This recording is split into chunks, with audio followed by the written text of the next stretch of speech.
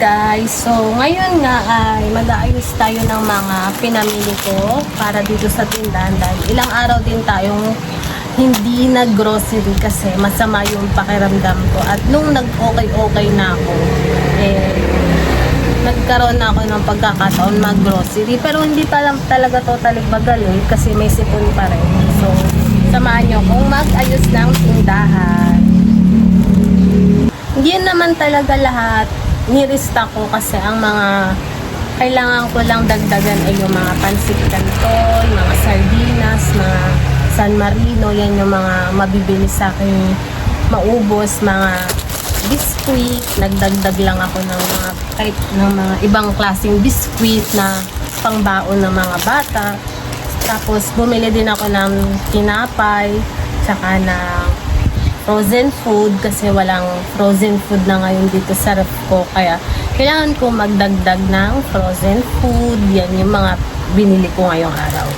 Bago ko muna pala to simulan, nakalimutan ko na may gagawin pala ako sa likod. Magsasampay muna ako ng mga nilabhan, tapos kukunin ko din yung itlog ng mga Rhode Island namin kasi medyo madami na. Tapos titingnan ko kung pwede siyang ibenta kasi medyo maliit nga yung itlog ng Rhode Island namin kasi siguro dahil bago pa.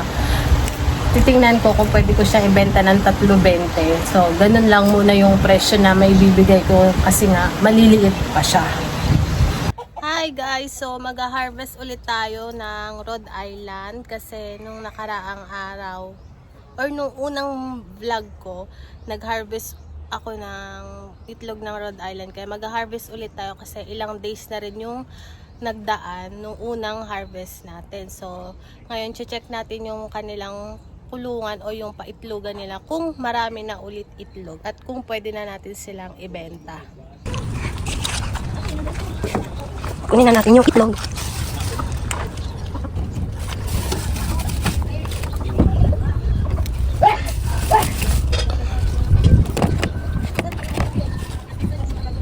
Yan na yung harvest natin sa kulungan, tapos meron pa doon itlog. So, kukunin din natin dyan. Yan kasi dalawa-dalawa lang yung meron sa isang box. So, hindi naman muna natin sila kukuhan. Ngayon lang natin silang dumami dyan. So, ito lang muna ang ating i-harvest at ibebenta natin. So, guys, kung nag-grocery kayo, tapos iayusin nyo na yung mga paninda nyo, lagi nyo din i-check yung resibo nyo. Kasi malay nyo na baka nag-price update na yung mga binili nyong product sa tindahan. Hindi nyo alam na tumaas na pala, akala nyo ganun pa rin yung presyo. Hindi kayo nakapag-adjust ng presyo nyo sa tindahan, kaya lagi kayong mag-check ng resibo nyo. Alam nyo ba noon na way back 2019, yung unang bukas ko sa tindahan namin dito, yung 20,000 na laman ng tindahan ay ang dami ng laman, ang dami mo nang mapamili noon, makakapag-stock ka na ng maraming bigas. Pero ngayon na sobrang mahal ng bilihin, yung 20k mo, kalahati lang. Wala ka pa talagang mabibili ng isang sako lang na bigas. Tapos sa soft drinks, konti lang. Sa sigarilyo, konti lang. Tapos maiko-compare mo na dating ang presyo nito nasa 10 pesos lang. Ngayon nasa aabot na ng 20 pesos. Kasi nga ang taas na ng bilhin yung mga ganito na dating 8 pesos lang. Ngayon bebenta mo siya ng 12 pesos.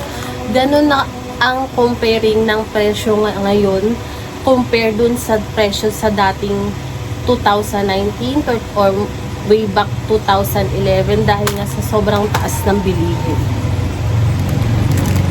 Marami talagang gusto magkaroon ng sari-sari store pero nagdadalawang isip kung kakasya ba yung puhunan nila or marami na bang mabibili dun sa puhunan nila.